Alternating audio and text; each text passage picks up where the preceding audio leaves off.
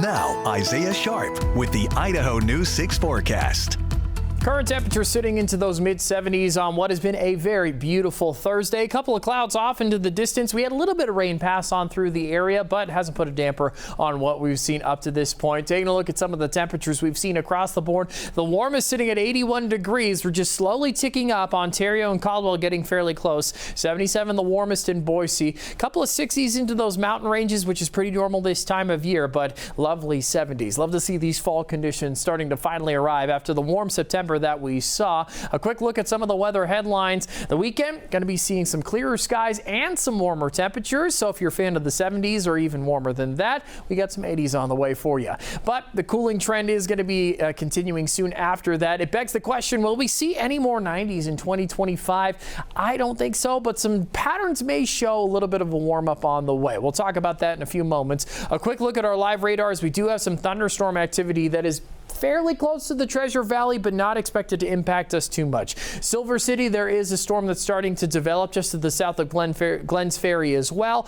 Just to the east of Twin Falls over the Burley region and then up into the mountain ranges too. There are some lightning strikes happening and some thunderstorm activity as we do have flash flood watches for a majority of the region. As you can see, a lot of the area covered in green. This is going to be coming to an end tonight at about 9 o'clock. And so we're going to pay attention to this for the next couple of hours. You can see some activity up into Cascade and some impressive lightning strikes fairly close to the Treasure Valley region, but just to the south of them. You can see those strikes, the very end of them, not really having an impact over the Treasure Valley area. Futurecast is showing the activity up to the north, but it's just going to be swirling around the Treasure Valley area, not really developing any storms over the top of the main corridor. And so we're expecting clear skies going into Friday and into Saturday as well. We do have that slight bump in temperatures that's going to move on in as this low pressure system, you can kind of see it barely on your screen. There it goes, popping up and making its way east. A nice warm up going to move on in, but does not last for long. We've got a lot of showers expected to move in going into Monday,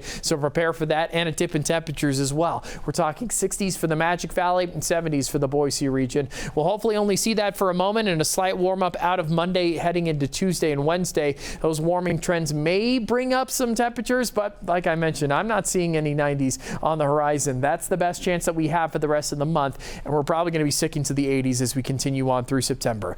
A couple of 80s are expected in Vail, Weiser, and in Emmett. 70s expected everywhere else with partly cloudy skies and very light chances of storms. Chances of thunderstorms definitely expected for the northern part of the western central mountains.